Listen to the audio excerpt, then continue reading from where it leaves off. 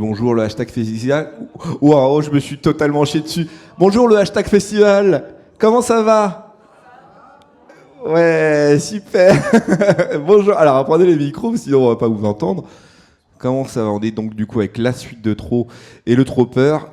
Como estás? Estás muy bien. Il n'y avait pas espagnol dans mon collège. Faut pas me faire les trucs comme ça. J'ai tenté un vieux truc. Encore, ça va, tu t'es pas trompé. Moi, j'avais allemand. Oh. Bah, très bien. Je sais. Je sais pas. Court et concis, ça va très bien. Et toi? Tranquille, ça va. Légèrement fatigué, mais bon, ça va. On a déjà vu pire, quoi. On va dire.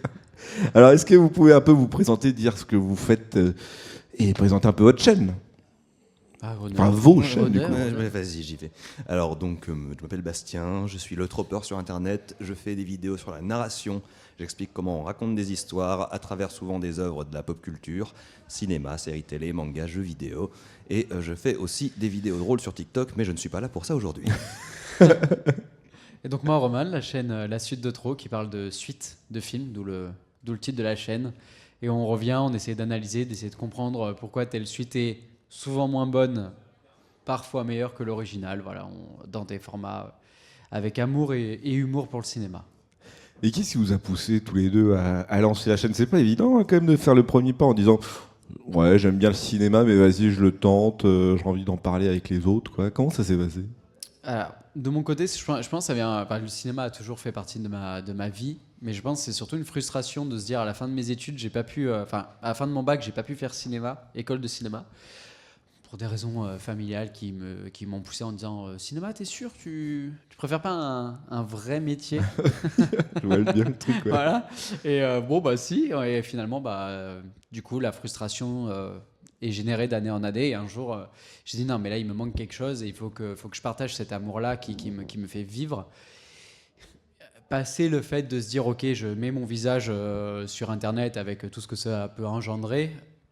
Après, voilà, on se lance par passion et on fait 10 vues et on a touché 10 personnes et on est content. Et un jour, ça explose et c'est tant mieux.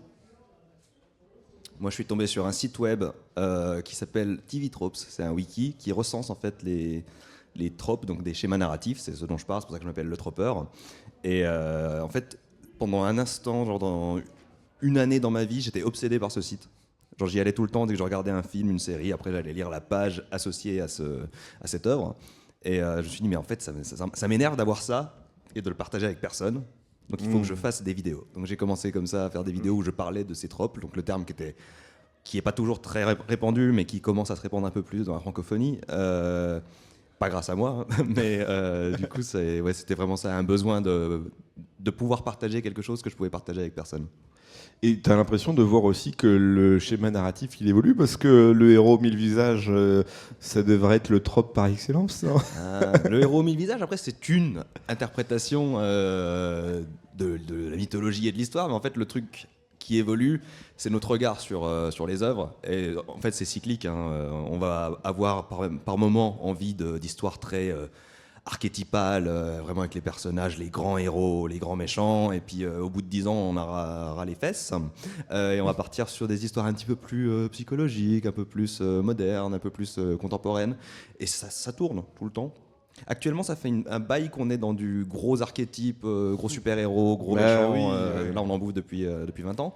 Mais il y a un moment, ça va tourner. Ouais, ça commence déjà un peu. Hein. Ouais, Marvel, déjà.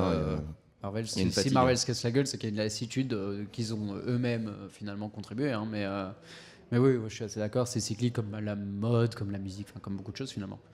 Oui, mais c'est pas juste un détour de ce mythe unique, là, le monomythe, là, justement, où il y a un gentil très gentil, un méchant très méchant, et puis il y a des gens qui tournent autour, et à la fin, c'est le gentil qui gagne, quoi.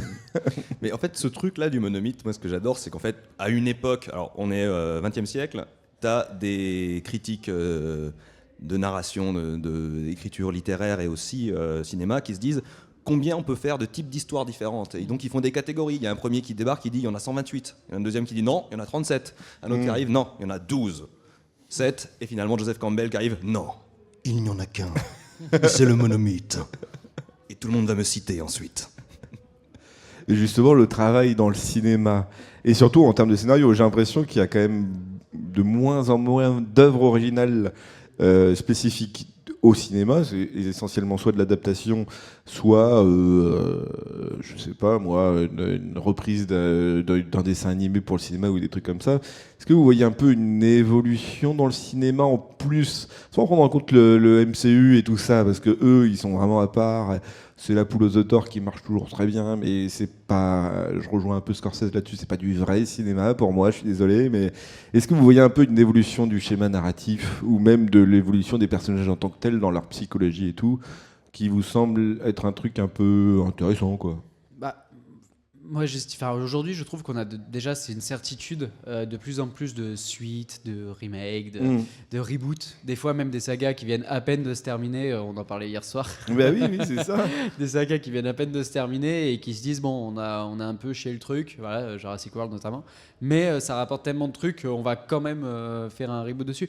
Donc en fait, je pense que c'est surtout enfin, on va pas se mentir, une société de prod. On prend Disney, on prend qui vous voulez finalement, hein. Leur but, c'est aussi de faire du fric. Ils font pas des. Voilà, je pense que là aujourd'hui, la boîte de prod qui a fait Joker, Folie à deux, ils doivent pas être très contents du résultat. Et, et donc du coup voilà, le but d'une société de prod, c'est de faire aussi de l'argent. Et aujourd'hui, force est de constater qu'il y a des licences très fortes qui marchent très bien. Batman, ça ramène souvent de l'argent. Jurassic World, ça a été faramineux. Enfin, alors il y a toujours des contre-exemples. Mais on se rend compte que finalement, tant que ça génère du fric, il y a des suites qui sont faites pour de mauvaises raisons. Et aujourd'hui, c'est vrai qu'on est dans une période où le cinéma s'est démocratisé finalement. Enfin, il y a une grosse expansion du cinéma, des blockbusters, notamment en 75 avec Les Dents de la Mer. Derrière, voilà, donc c'est une génération qui aujourd'hui a 60 ans. Nous, moi, 30 balais, j'ai grandi en tant qu'enfant. J'ai découvert des films, Jurassic Park. D'autres sagas qui heureusement n'ont pas eu de suite comme Retour vers le futur par exemple, mais voilà, j'ai découvert ça petit et aujourd'hui ils savent très bien, les grosses sociétés qui ont ces films là dans leur catalogue, ils savent très bien que tu ressors un Jurassic World, évidemment qu'on va y aller, évidemment. Alors, même si des fois le résultat n'est même souvent pas à la hauteur des attentes, mais donc oui, je pense qu'aujourd'hui les studios se focalisent là-dessus, ce qui n'empêche pas d'avoir quand même des œuvres extraordinaires.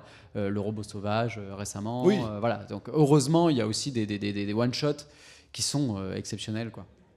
Mais de toute façon, oui, c'est une exception, j'ai l'impression, le Robot Sauvage aujourd'hui, ou alors on laisse confiance aussi aux créateurs, aux réalisateurs, aux scénaristes aussi, pourquoi pas, de proposer des trucs un peu différents. Le Joker, par exemple, ça reste déjà dans un premier temps un personnage qui est intéressant dans l'univers des super-héros, puisque l'origine story est pas très claire dans les comics, et chacun crée un peu son truc, et puis à chaque fois, il y a quand même des trucs... tu prends celui de Tim Burton, tu prends celui de Nolan, ils ont tous des origines story différentes, mais je sais plus qui, c'était Tim Burton justement qui disait que en fait Batman il s'en battait les couilles, lui il voulait il voulait parler du Joker quoi, à un moment donné. Et tu vois le Joker le dernier Joker, comment il s'appelle, Todd Phillips, il a bien marché parce que justement il était pas dans le même schéma, c'est un anti-héros. Enfin, c'est pas un anti-héros, c'est un vrai méchant par contre.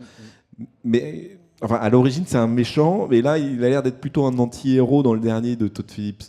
Je parle du Joker 1, par contre. Oui, oui. Mais non, mais parce qu'il explique, c'est ça qui a bien marché. À la toute fin, de toute façon, quand il est face à Robert De Niro, il le dit clairement, il dit qu'est-ce que devient une personne esseulée et en détresse psychologique dans un monde comme celui-ci. Donc il justifie la balance vers la folie et vers la criminalité. Donc oui, c'est pour ça qu'aussi il est si touchant, malgré la folie, malgré la fin, malgré tout ce qui se passe, voilà. Mais c'est comme on disait, comme Thanos, à partir du moment où tu justifies les actes de ton méchant, aussi abominable soit-il, à partir du moment où tu as une justification, où toi, dans ton cerveau d'être humain, tu peux dire, où tu peux commencer à le comprendre, c'est là où c'est ça qui crée les plus grands antagonistes. Bien sûr, oui. Il y a un syndrome du protagoniste aussi. Hein. Thanos, c'est le protagoniste de Infinity War, j'allais dire Endgame, Infinity War, tout comme Joker est le protagoniste de son propre film. À partir du moment où c'est le protagoniste, que tu vois les choses de son point de vue, en fait, tu lui apportes une sympathie, et ensuite derrière il y a une empathie qui se crée, et c'est inévitable ça. Tu racontes l'histoire de quelqu'un, tu en fais un héros, même si c'est le méchant. Après, ça repose aussi sur... si on prend le Joker, par contre, de The Dark Knight, il n'est pas au centre... Enfin, c'est Batman qui est vraiment au centre. Mais là, bon, il y a une interprétation qui est quand même juste exceptionnelle. Il c'est aussi des séquences, des scènes extrêmement marquantes qui font que le Joker a volé la vedette. Il l'a, hein, mais il la mérite. Hein, mais dans The Dark Knight, tu retiens Heath Ledger. Oui. Quoi. C'est un personnage qui a été très bien écrit aussi et extrêmement bien interprété. Il n'a pas volé son Oscar du meilleur acteur non plus. Quoi. Avec un cara design très particulier aussi. C'est un ensemble de facteurs qui font que le Joker est aussi important dans The Dark Knight, par exemple. Un super costume d'Halloween facile à faire. Oui, non, mais c'est ça en vrai. Que personne n'a reproduit pendant 10 ans après le film. Mais la première année, t'avais que ça. Tu faisais une soirée entre amis, t'avais 4 Jokers et c'était terrible. Non mais c'est ça. Hein. Et puis alors moi on est en train de discuter là, c'est pas une vraie interview, c'est juste pour parler, mais moi le vrai antagoniste que j'ai surkiffé de tous les temps, de tout le cinéma tout entier, c'est Salieri dans Amadeus, parce que justement c'est pas un vrai. On comprend ses intentions, on comprend qu'il veut du mal à Amadeus, mais il l'aime tellement qu'il veut qu'il continue à composer et tout, et je trouve que justement sa psychologie à lui, on la comprend et on arrive à comprendre, à suivre le personnage. On comprend pas particulièrement ses actes, mais on comprend pourquoi il est fait pour lui en fait à un moment donné. Et pour moi, c'est l'archétype de l'antagonisme hyper bien décrit et qui a une subtilité. Bon, c'est encore un travail d'adaptation. C'est pas une vraie histoire écrite, mais je trouve ça plutôt pas mal foutu quoi. Ouais, surtout que Salieri dans Amadeus, c'est ce qu'on appelle un antagoniste pathétique. Donc on est basé sur le fait qu'on va sympathiser avec le fait c'est ses limites à lui, ses propres défauts qui le mettent dans la position du méchant. Il est jaloux. C'est, je pense, une émotion qu'on peut tous comprendre, hein, la jalousie, l'envie d'être à la place de quelqu'un d'autre. Et en plus, quand tu es face à le génie Mozart, cette jalousie, tu peux rien faire en fait. Parce que en fait, c'est ça, il est jaloux qu'il ait un talent, même pas qu'il l'ait entraîné, c'est juste qu'il a un talent inné. C'est pour ça, c'est le rapport, encore un autre truc, mais le Salieri par rapport à Dieu qui dit mais qu'est-ce que c'est que cette histoire, j'ai travaillé toute ma vie pour être là, et lui il a rien fait pour tout avoir aussi à un moment donné, c'est hyper chiant quoi. Mais c'est pour ça que c'est hyper intéressant. Vous avez un méchant préféré ? Un méchant ou un antagoniste ou un anti-héros ou quelque chose comme ça. Vas-y, je te laisse le temps, ça me laisse le temps de réfléchir comme ça. Tu vois, je comptais là-dessus. Ok. Moi c'est le protagoniste, mais c'est le méchant. C'est Light dans Death Note. Je sais pas si tu vois. C'est le méchant. Hein. Il est écrit comme étant le méchant. À la fin, il a la punition du méchant. Il est dans tous les archétypes. Je suis tombé sur un TikTok récemment. Alors. Juste une meuf qui dit je regarde le premier épisode de Death Note et je me dis ah ouais trop bien, ça va être une histoire lente d'un mec corrompu par le pouvoir, nanana. Non, fin du premier épisode déjà il a tué 500 mecs et je trouve que c'est fascinant comme personnage parce qu'il pose une question simple, hein, c'est tu donnes le pouvoir absolu à quelqu'un qui est persuadé d'avoir raison, qu'est-ce qui se passe? Et ça j'adore, c'est du haut concept. Oui, le fait qu'il puisse pas être jugé et que c'est ça, et que du coup il a aucune contre-indication pour lui, il a raison sur toute la ligne. Ouais. Jusqu'à la fin, il pense qu'il a raison. Il n'y a aucun moment où il se remet en question. Je fais ce que je dois faire. Je tue des gens. J'adore. C'est vrai que c'est difficile comme question. Moi, je pense que c'est surtout. J'ai pas un méchant en particulier. Je pense plutôt à des figures qui m'ont marqué. On passe dans des choses un peu plus classique, mais typiquement, tu vois, aujourd'hui, si tu me dis quel méchant, je pense à Xenomorph, tu vois, c'est des trucs un peu comme ça. Je pense au premier Terminator, surtout qu'on en parlait hier, mais en plus dans le 2, il devient finalement le gentil du 2. Enfin voilà, moi c'est vraiment plus des figures comme ça qui m'ont vraiment marqué, qui font partie aujourd'hui intégrante du cinéma. Après, ça peut être aussi lié à des acteurs, Matt Mikkelsen notamment, même si, sauf Indiana Jones 5. Mais sinon, Matt Mikkelsen, fantastique aussi dans pas mal de rôles comme ça. Mais ouais, moi je penserais plutôt à des créatures un peu comme ça. L'alien, c'est vraiment pour moi le mal absolu, même dans son design, dans tout ça. Enfin, c'est dans tout ce qu'il véhicule aussi. Ouais. C'est incroyable. Ouais, parce que là, un méchant, il y en a tellement en plus. Je pense à. Tu vois, pareil, il n'est pas. Typiquement, il est pas hyper bien approfondi, mais il est juste iconisé. C'est Kaiser Soze dans Usual Suspect. Enfin, voilà, c'est vraiment des choses comme ça, moi, qui m'ont plus marqué. Ouais. Et vous avez aussi, vous voyez un peu un travail sur l'indépendance. Là, j'ai l'impression que en termes d'industrie du cinéma et des studios, ça se renferme uniquement sur deux gros, on va dire, Disney et Warner. Est-ce que ça vous fait flipper, ça, dans les productions futures, ou est-ce que vous faites une full confiance à Disney et Inch'Allah, ça passe quoi? Non, mais à partir du moment où tu as un monopole ou bien un bipole actuellement, tu vas avoir encore une fois, le but c'est de faire de l'argent, donc c'est d'aller vers le moins de prise de risque possible. Donc c'est pas d'aller vers l'innovation et la vision artistique et créative. Mais après, derrière, il y a quand même un courant indépendant sur le web ou bien avec des... Alors c'est une société de distribution, mais ils distribuent beaucoup de projets comme ça. C'est A24, que j'aime beaucoup. Il y a encore des petits budgets qui survivent. Mais ouais, la plupart des grosses productions bouffent aussi pas mal le box-office. Les gens en France vont voir 2 films par an en moyenne. Donc ils vont aller voir le gros Marvel, et ils vont pas aller voir un petit film indépendant. Bah ouais, c'est ça le problème. Bah oui, alors je sais pas quel a été le plus grand succès. Alors en France c'est un peu particulier. On a des films franco-français qui marchent très bien, un petit truc en plus. Là, vous faites un Bronzé 4. Je suis sûr qu'il y aurait du monde aussi qui serait capable, malgré le 3, de faire encore confiance à tout ça. Et malgré que Michel Blanc soit oui, plus là. Bah, il serait capable de faire un 4 quand même. C'est pas ça qui Ah les ouais arrête. Bon, non, bah. Avec de l'IA, c'est bon ça. Oui, voilà. Ouais. Oui, on a bien vu des acteurs qui reviennent oui, c'est ça. dans certaines productions. Aujourd'hui, tout est possible. Mais oui, moi, je suis assez d'accord. À partir du moment, de toute façon, où tu as 2 studios qui se tirent un petit peu le marché vers eux, même si Disney, c'est plus compliqué que ça. C'est un rachat, 2 rachats. Il y a plein de... Mais c'est jamais bon signe. Après, il y a toujours des surprises, mais malheureusement, les surprises en ce moment, j'ai l'impression qu'elles sont pas très bonnes, quoi. Parce que là, si tu prends les grosses attentes, moi, que j'avais, alors, peut-être par des formations professionnelles, mais tu vois, je prends Alien Romulus, c'est 1 heure où tu te dis waouh, super, on va avoir enfin un bon film avec une vision de réal que j'adore, en plus de Fede Alvarez, qu'on en parlait hier. Fede Alvarez que j'adore, je me dis ça y est, ils ont peut-être compris quelque chose. Après, en plus, le projet annulé de Nils Buckamp, là, le réalisateur de District 9, il devait faire un Alien avec Sigourney Weaver et tout ça. Tu te dis, allez, ça y est, là, on a une vision, on a quelque chose, et finalement, paf, dans la deuxième heure, c'est fan service, c'est le 1, le 2, le 3, le 4 réunis. Les répliques, sérieux, ils ressortent les répliques, ça m'énerve.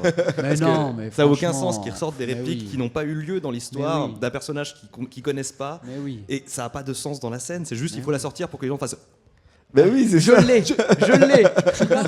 Non, mais en plus, je l'ai. alors, je pense qu'on parle de la même réplique. Get away from you bitch. Voilà, on parle exactement de la même réplique. Et en plus, ils le font dire au personnage. Donc, c'est la phrase la plus violente du film. Ils le font dire au personnage le plus innocent du film. Tu te dis, mais, putain, vous avez rien compris en fait. Franchement, vous êtes.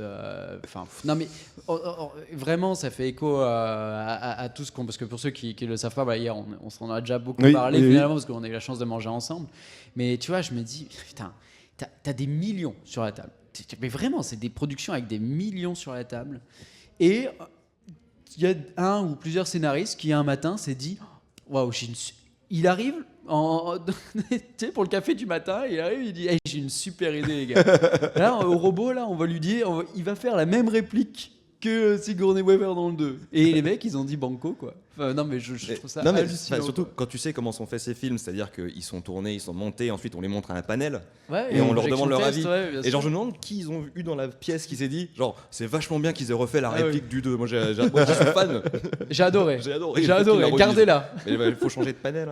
Ouais, non, c'est terrible. Ça doit être le pouvoir décisionnel des studios aussi, qui ont sans doute le dernier mot dans beaucoup de cas. Et là, j'ai l'impression que vraiment les réalisateurs qui ont encore une voix pour décider un peu de la gueule de leur film. Bon, t'as du Scorsese, t'as du Damien Chazelle, des trucs comme ça. Et qui sont souvent impliqués dans la production aussi. Ils sont impliqués dans la production, bien sûr, mais ils ont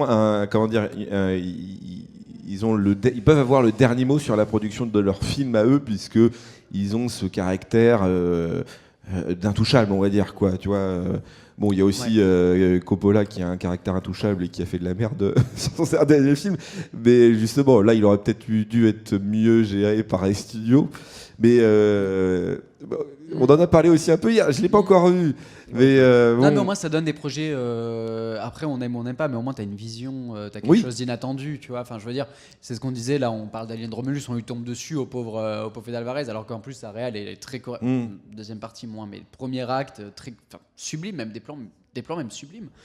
On prend Jurassic World 3, c'est Colin Trevorrow, c'est standardisé au possible, c'est une histoire, on tient pas compte de la fin du 2, on se dit c'est pas grave. On parlait de Star Wars 9 hier, mais franchement, quel cataclysme cette trilogie-là qui a ni queue ni tête, qui part dans un sens pour revenir... Palpatine est revenu, mais laissez-le tranquille. quoi. Non, mais Il paraît que franchement. Palpatine est revenu. Ah, mais sérieux. Ça a été annoncé dans Fortnite.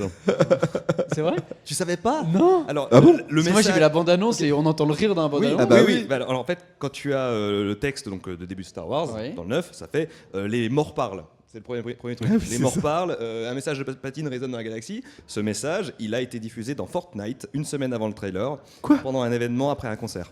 C'est terrible. Non, après le concert de Si. Travis Scott, il y a pas On de a- patine qui On n'arrête parle. pas le progrès. Hein. Oui. Oh, ils avaient vraiment de la thune à ce moment-là, putain, c'est Ouais, dingue. incroyable. Ouais, mais bon, s'ils pouvaient me la mettre sur un bon scénariste. Bah la oui, thune non, serait mais pas c'est mal ça, aussi, ouais. oui. Mm.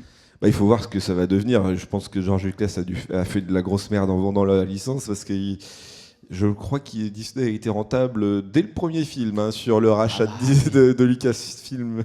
Ouais, mais tu vois, si t'as un réal avec une vraie vision artistique derrière, ça peut donner aussi des bons contre-exemples. Rogue One, moi, perso, grosse surprise. Ouais. Ouais. Mais parce que le réal, c'est déjà celui qui est derrière Godzilla, notamment. Il a ses défauts, hein, Godzilla. Mais c'est un réal, je trouve, qui a la capacité de garder un gigantisme. Et en fait, tout est filmé à hauteur d'homme. Et donc, du coup, dès que tu as un grand vaisseau ou quoi que ce soit dans Rogue One, tu as toujours cette sensation d'être rien. Et tu te dis, bah, la mort, elle est là, quoi. Et oui, elle est là. Et il a filmé comme un film de guerre, j'ai l'impression. Bah, presque la comme, fin, comme un carrément, film ouais, ouais, carrément. du Vietnam ou un truc comme ça. Quoi. Ouais, c'était Bah, le pitch dernier de base. acte, oui, complètement, ouais. C'était le pitch de base. Mais oui, tu as cette scène dans Rogue One qui, pour moi, m'a fait avoir peur de l'étoile noire pour la première fois. En fait, c'est l'étoile noire qui tire et qui, au lieu de détruire une planète loin qui fait pouf, t'es sur la surface dessus. et tu vois le rayon qui passe, tu vois une énorme vague qui débarque, la Ouais. Terre qui se soulève et t'es en mode oh, ok. Ouais.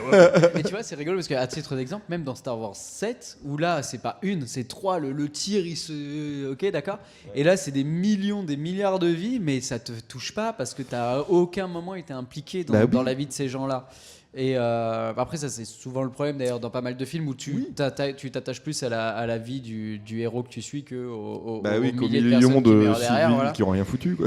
Voilà, mais là dans Star Wars 7, c'est vrai que ça donne un plan joli avec Kylo Ren qui voit le faisceau passer devant lui, mais à part ça, t'as un plan où tu vois des gens hurler, mais ça dure un quart de seconde, tu vois. Mais oui, mais en fait le problème c'est ça, c'est que sur la dernière trilogie, le lore de Star Wars pour moi n'a pas été respecté. On en a parlé hier.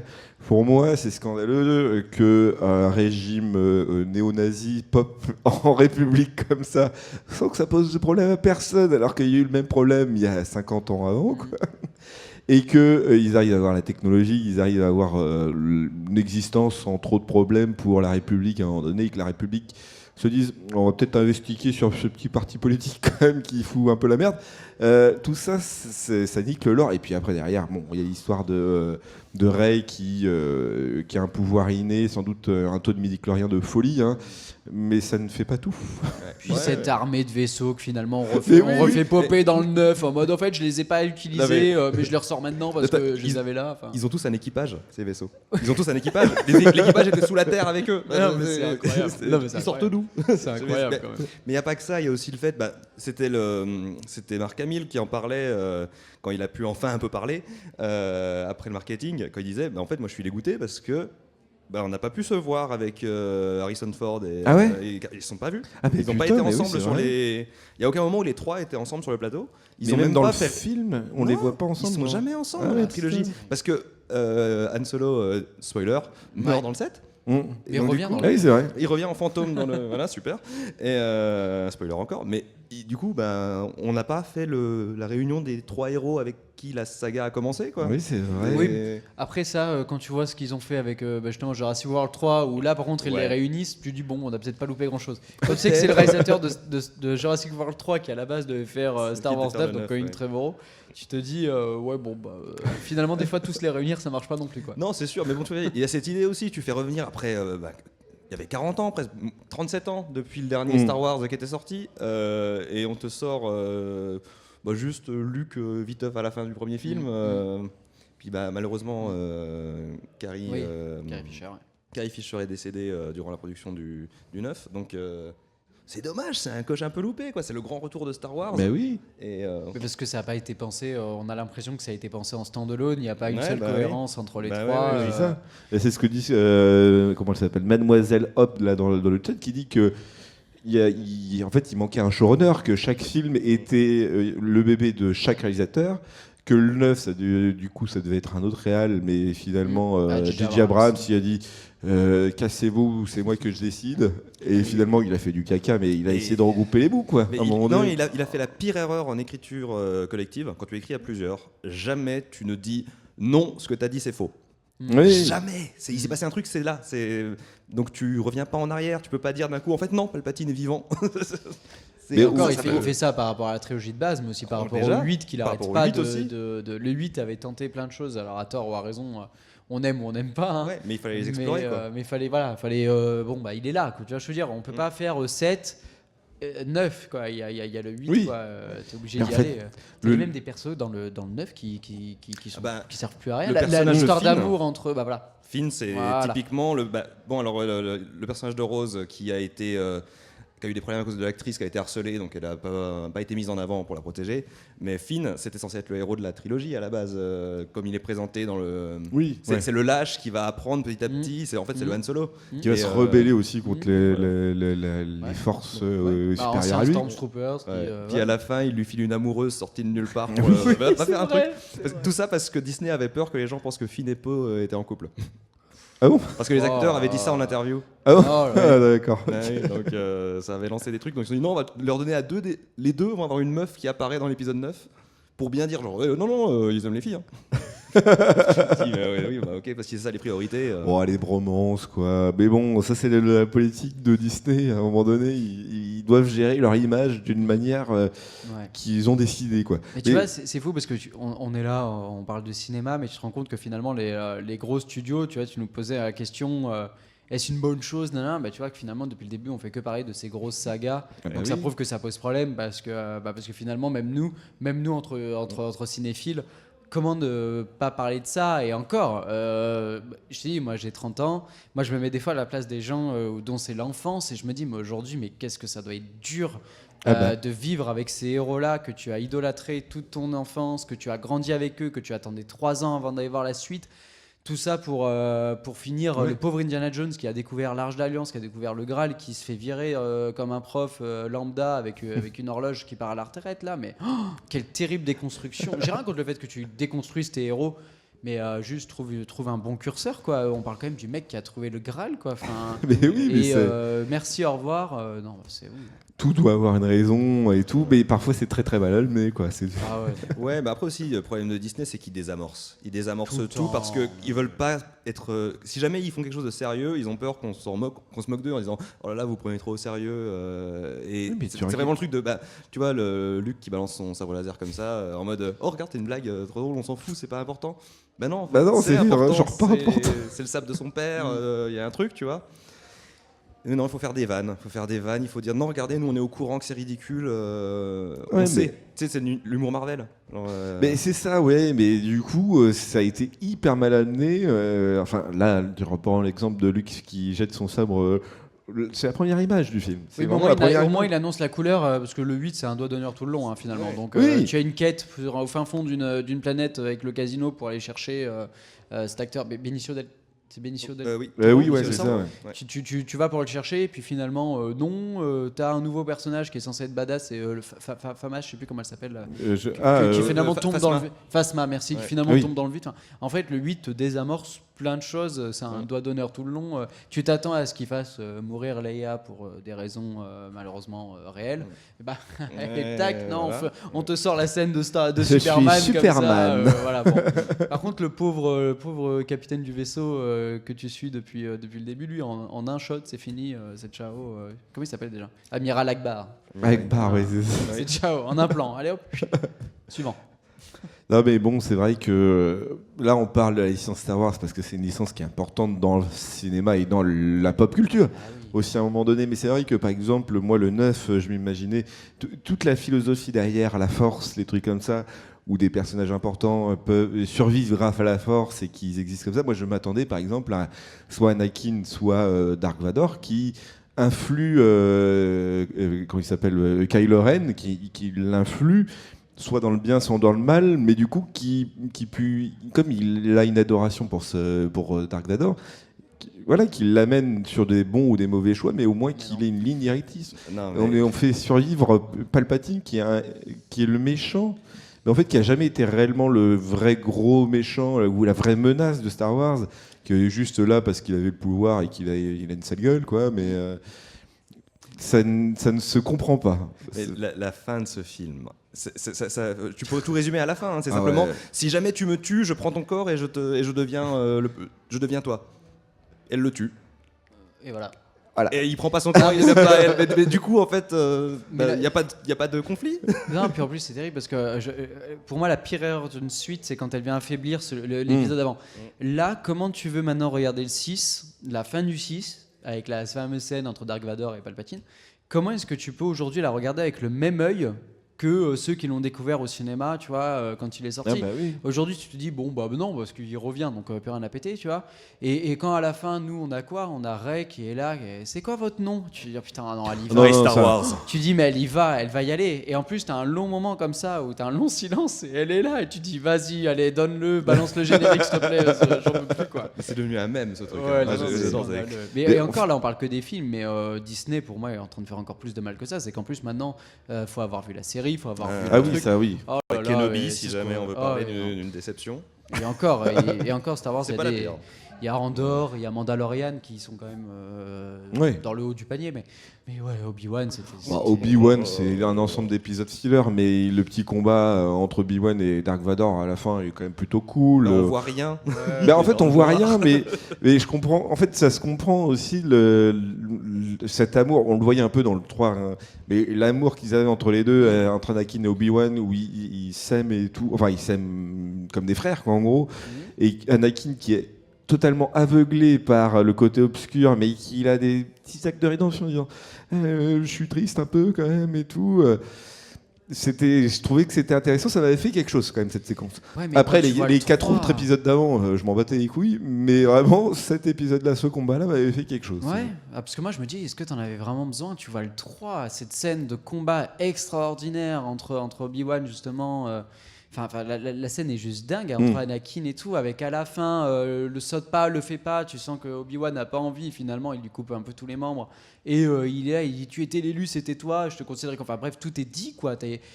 Avec la détresse d'Anakin, t'avais pas besoin de plus quoi. C'était déjà over the top, c'était très bien. Il n'y a pas tout qui a été bien dans la C'est- prélogie, oui. mais ça, mon Dieu, quoi.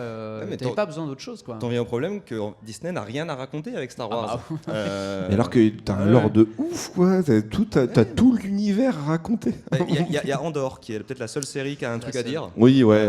Où là au moins Mandalorian, Mandalorian, il y avait un ouais. truc aussi. Mhm. Mais Andor, il y a vraiment un message à faire passer sur la rébellion, sur le fait de se révolter contre une force surpuissante et injuste.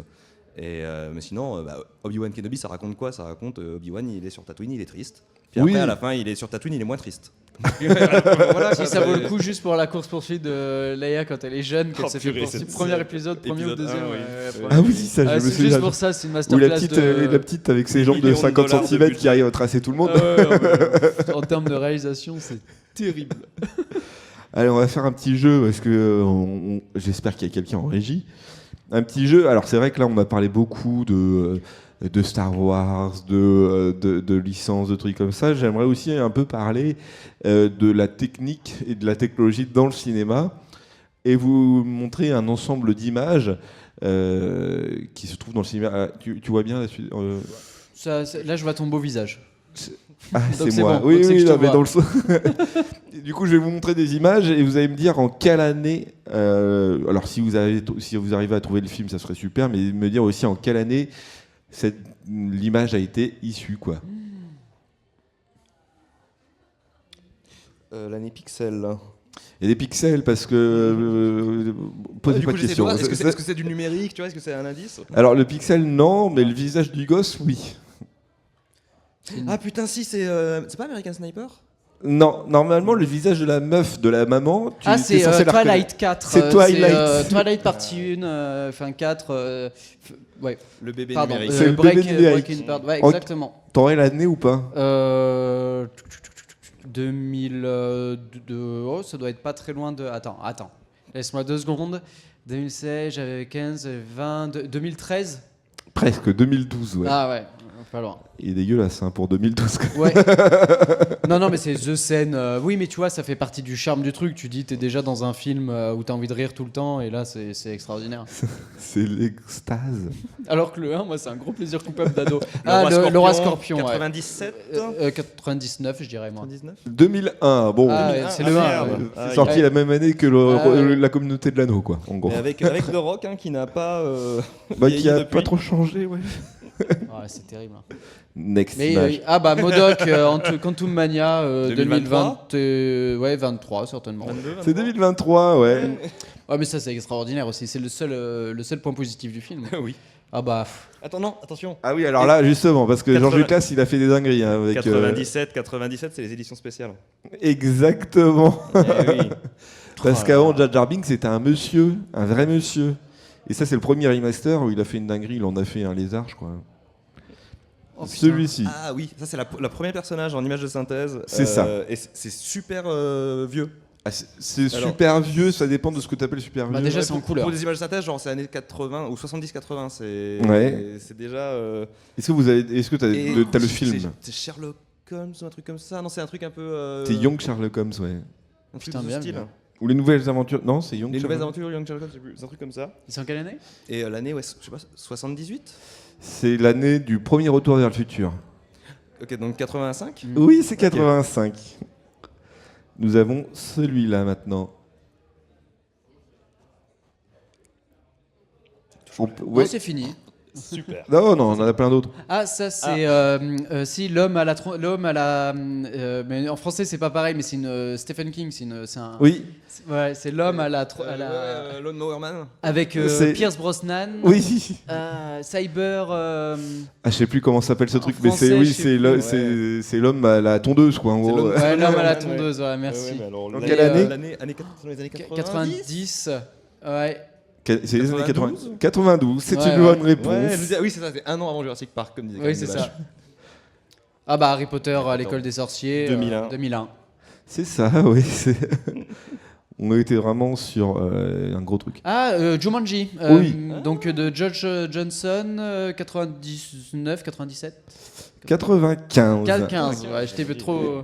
Et ça, Ouais. oui, c'est ILM et ils se sont fait un peu taper sur les doigts parce que c'était moche. Alors ouais, mais l'image là leur rend pas honneur parce que je trouve que la scène quand même où t'as tous les Ah, t'as toute, animaux toute sa famille, ouais, ok. Mais les singes étaient dégueulasses. Oui, ça on est d'accord. Ça, vous l'avez, Attends. ça. C'est SOS Fantôme. Espace fantôme, non. Non. Attends, c'est quoi? C'est un personnage de comics. Enfin, c'est un univers comics. J'ai pas, moi. Bon attends, mais un univers comique ça? Ouais, c'est un entier, en gros. Il y a eu une seule adaptation de ce film. Morbius? Spawn Non, bah non. Pardon c'est pas. C'est pas Spawn? C'est Spawn, ouais. Oh, bah, non. Et on est en quelle année C'est début des années 2000, Spawn, non Fin des années 90. Ah, bon, bah 98. ok. 97. Eh, pas loin. La même année que Titanic quoi. Ah Henri Cavill. La moustache. La moustache Gate. Oh là là là là, On est en c'était- quelle année Donc du coup c'est la version de Joss Whedon Ouais. de Ligue des Justiciers Ouais, 2016 c'est ça. et bah du coup ouais c'est ça. Oui, c'est Enfin, première édition. ouais. 2017, ouais. 2017, ouais, c'est ça. Ah, ouais, c'était terrible ça. hein. Et un Ah, bah, dernier. Matrix, c'est lequel celui-là? C'est C'est Révolution? le 3, lequel c'est le 3. Bah, du coup ouais Révolution le 3 ou Renaissance. Il y a Reloaded et. Reloaded c'est le 2, je sais plus. donc, Reloaded, c'est le 2 et Révolution, c'est le Révolution, 3. Mais ouais, je crois que c'est ça. c'est le 2, celui-là, hein, par contre. Donc, C'est c'est le Reloaded 3 je crois. Je crois que c'est T'es le 3. sûr Attends, C'est pas le 3 où il y a tous les agents Smith au début? Bah, c'est pas là où il est dans le parc et il utilise un bâton et il marche Ouais, dessus. le bâton. Oui, mais c'est C'est dans le le 2 pour moi. Ah, je sais Ok. plus, ça fait un Bon, bail moi, que j'ai pas le vu. Matrix 99, le premier, Le premier, incroyable. donc je l'ai pas revu depuis. Donc, Eh bien, alors c'est peut-être le 3, remarque, parce qu'il date de 2003. Ouais, Et je crois que les voilà. Matrix, à un moment, ils se sont enchaînés Oui, en oui, un an oui, ou 6 oui, mois, je le crois. 2 et le c'est ça. 3, ils les T'as ont le tournés 2 et le 3 ensemble, qui ouais. ont tourné ensemble, exactement. Enfin, en tout cas, ils ont été sortis très très peu de temps après. C'est quand même chaud. Est-ce que pour vous, la technique, on l'a vu hein, aussi, j'ai pas mis les images, mais on va reprendre Star Wars évidemment, mais quand Carrie Fisher ou même Luke Skywalker en jeune sur The Mandalorian, où il y a eu un genre de face swap ou une dinguerie comme ça, C'était un deepfake. un deepfake, c'est ça. Ouais. Ça se sentait que c'était fake hein, quand même. On voyait que c'était botoxé comme Jaja, quoi. On va dire. Est-ce que ça vous fait peur tout ça de se dire, imagine on fait un bronzé 4 et on remet Michel Blanc. Ça me terrifie. Mais moi, je trouve que c'est de la nécromancie. Enfin, c'est vraiment, on fait revenir les morts. Il y avait cette question qui est revenue là parce que James Earl Jones est décédé, donc Dark Vador en version originale, et il a signé les droits d'utilisation de sa voix et de son, de son image à jamais à Disney. Donc on aura toujours Dark Vador avec la voix de James Earl Jones numérisée à jamais en VO. Et ouais, je sais pas, je trouve que c'est... Ah ouais. Il est temps peut-être qu'on laisse les gens qui sont morts mourir. Je sais pas si c'est une volonté aussi, tu vois, si c'est une volonté de l'acteur de se dire je serai immortel à jamais en tant que Dark Vador. Moi, tant que ça pose pas de problème pour la personne concernée. Oui, mais la personne concernée est morte. Oui, mais si elle te signe une. Oui, bien sûr. Tu as le droit de faire ce que tu veux de mon image. C'est ce que le cinéma, de toute façon, c'est intemporel. Tu vois, aujourd'hui, il y a des acteurs qui sont plus là. On parlait de Belmondo, tu revois L'As des As, t'as ce côté un petit peu. Tu vois, un petit peu nostalgique. Là, on parle. Alors, si c'est le visage en entier sur tout un film, tu vois, ça pourrait être bizarre, mais c'est juste une petite scène caméo. Oui. Tu vois, par exemple, il y a des films où les personnages, même intradiégétiques, meurent, mais tu les revois par un souvenir, par une photo, par un truc. Ouais, non, moi, ça me pose moins de problèmes. C'est plus si, par contre, t'as pas l'autorisation et que tu commences à faire n'importe quoi, tant que ça reste un peu standardisé et que c'est pas tout le film qui porte dessus, moi, ça me dérange un peu moins. Moi, je suis pas d'accord à ce niveau. En fait, j'ai vraiment un problème avec le fait, justement, Belmondo, c'était génial. À l'époque de Belmondo, il est dans son air, dans son contexte, et c'est là que c'était une star. C'était aussi, ça fait partie de l'histoire du cinéma parce que c'est dans cette période. James Earl Jones, c'est un monument du cinéma dans cette période. Ça va pas être un monument du cinéma dans 15 ans. Oui, mais là, du coup, on n'est plus dans la thématique de est-ce que ça pose problème de faire revenir les morts. Est-ce que c'est encore d'actualité dans 15 ans de voir Dark Vador, problème sur ce que ça raconte, sur le fait qu'on est dans une stagnation constante. On est tourné vers le passé, on n'est pas sur ce qui se passe maintenant. Oui, mais du coup, le problème ne vient pas le fait de pouvoir les utiliser, c'est ce qu'on en fait, du coup, le problème. Oui, après, du coup, c'est... Voilà. Encore une fois, l'autorisation, il l'a donnée très bien pour eux, c'est très bien. Ouais, il fait ce qu'il veut, il n'y a pas de souci. Mais moi, ça me dérange qu'en tant que société, en tant que culture, on soit en train de se dire non, maintenant, on n'aura plus jamais un James Earl Jones, il n'y a que lui, et ce sera lui à jamais. Et tu vois, ça me dérange parce que c'est une sorte de façon de dire stop, on a atteint le niveau de l'art qu'on voulait et on ne va plus innover. On va plus donner des chances à des nouveaux. Mais ça voudrait dire en plus que le Dark Vador est jamais mort dans l'univers de Star Wars. C'est ça aussi qui est un peu chiant. C'est-à-dire que Star Wars devrait retourner, devrait toujours exister dans l'univers Star Wars, alors que c'est un personnage qui est important, oui, qui est l'élu, celui qui me remet l'équilibre dans la Force peut-être. Mais bon, voilà, il va y avoir une autre. Il est mort en 83 aussi, le personnage. Tu vois, mais c'est pour ça. Oui, mais du coup, on en revient au même débat. Est-ce que le problème est le fait qu'on puisse aujourd'hui utiliser ce genre de technologie ou qu'on n'arrive pas à créer autre chose? Pour moi, c'est pas du tout le même débat. Du coup, est-ce que éthiquement, est-ce que moi, éthiquement, ça me pose problème de voir un acteur décédé à partir du moment où il a donné son autorisation? Tu vois, quand il y a eu le docteur Parnassus qui est sorti. S. Ledger était décédé et les scènes étaient déjà tournées. Là, il n'y a pas de problème sur l'utilisation de l'image de quelqu'un d'autre. Voilà, c'est ça, plus ça. Voilà. Tu vois, je pense Forrest Gump, on reprend des images de Kennedy, tout ça, il n'y a pas de souci, de John Lennon. Ah oui, donc on n'est pas sur le même débat. Moi, c'est vraiment le débat de est-ce qu'il faut le faire et qu'est-ce que à quoi ça mène. Et vraiment, j'ai ce côté-là, laisser les personnages mourir avec les acteurs, quoi. Il y a un moment, là-dessus, on sera d'accord. Ouais. Mais c'est plus là, dans ce cas-là, on est plus dans on souligne plus le fait que Hollywood. Je schématise Hollywood parce que mais finalement l'industrie cinématographique n'arrive pas à évoluer, a du mal en tout cas à proposer quelque chose de nouveau. Mais du coup on n'a pas attendu d'utiliser le visage de quelqu'un de décédé pour manquer d'originalité, quoi. Oui, d'accord. C'est sûr.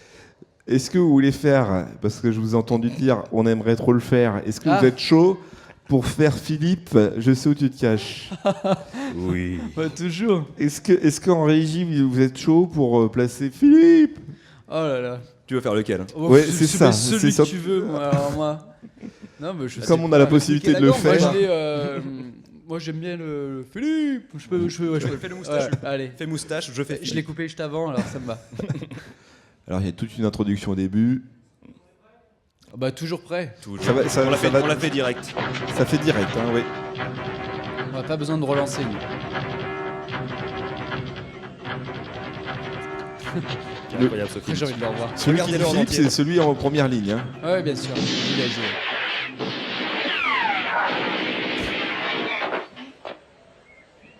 Alors, attention. Ouais. Philippe, je sais où tu te caches. Viens ici que je te bute, enculé. Ta gueule! Viens ici, sale enculé! Solo. Vas-y. Ah, c'était parfait. Alors évidemment, j'imaginais pas du tout cette voix sur ce visage-là en fait. Mais Ah, je suis un homme plein de surprises. T'as pas tout vu. j'ai bien vu. Anecdote de malade sur le film, quand même, si vous l'avez jamais vu, regardez-le évidemment en VF. Le oui. personnage de Blackie, il s'appelle pas Blackie en VO, Ah bon? il s'appelle Nathan. C'est juste la VF qui est raciste. Et c'est la roue libre, la VF, quand il n'y a pas de budge, quoi. Ah, c'était incroyable. Et super, en tout cas, merci beaucoup d'être venu nous voir. Merci pour ton C'était à la invitation. base une interview, et puis en fait, on a dérivé. Mais en tout cas, on peut vous retrouver sur vos chaînes respectives, donc le Tropper et la suite de Trop. Vous avez aussi sans doute Instagram, Facebook pour les vieux, et X pour les anciens Twitter. pour les X, oui, c'est ça, pour ceux qui l'utilisent encore. Et Et Thread, mais il n'y a personne, donc ça sert à rien de le citer. Thread, ouais, mais ça fait une concurrence qui existe, quoi. Elle est là. Et ben merci beaucoup, on va faire juste une petite pause.